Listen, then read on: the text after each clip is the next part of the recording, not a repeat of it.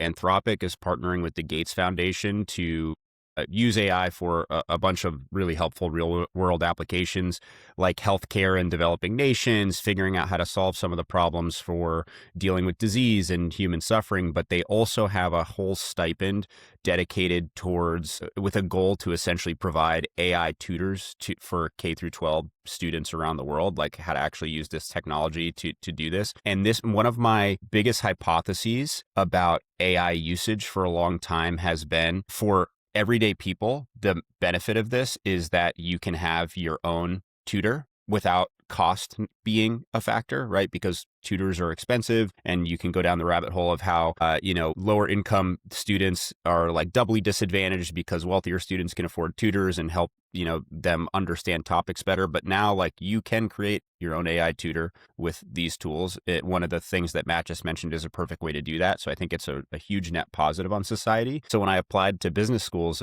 several years ago, I had to take the GMAT. And these are all topics that I was very familiar with at one point, but there's certain like things in math that I have not done since high school or like early college, right? Where it's just like, I haven't done much with geometry because even when I was in college, I was doing like different types of math. And so I basically forgot everything. And so I took the study materials or the study guide, did exactly what Matt just said, threw it into ChatGPT at the time, and then prompted it to act as a tutor and have it create like practice quizzes for me. And the cool thing that there's two strategies that I use here.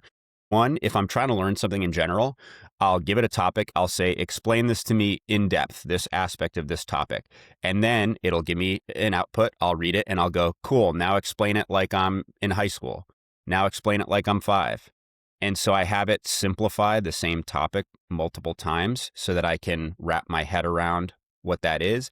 And then once it's simplified the explanation to me, I will actually type back my summary or speak back with Whisperflow or other, even more commonly, I will speak back or cite back my understanding of the topic. And I'll be like, cool. Now, as I understand it, and please let me know where I'm wrong, boom, boom, boom, boom, boom. And I'll try to explain back to the AI tool what I have learned from it to make sure that I have an understanding of it. And that's really cool because what it'll do is be like, hey, you're directionally correct, or these 3 aspects are correct, but you're wrong about this thing, and here's why. And for me, I've always found that I learn best when I can then explain something to somebody else. And so now being able to use the AI tool as a sounding board to poke holes in my understanding of things after I've had it explain things is a super helpful way that I learn.